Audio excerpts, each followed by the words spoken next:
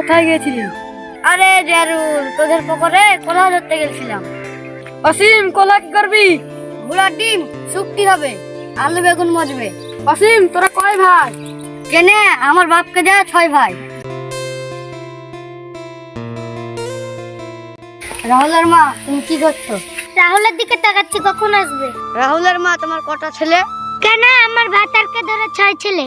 ঘোড়ার ডিম ব্যাঙ্গে আমার কোষে পা ধরেছিল, শুধু তাই 4টি মেরেছে। আমি ভাই এক আছাড় খেয়েছি। শালা কত কোলাবদ। অসীম কলাপালি।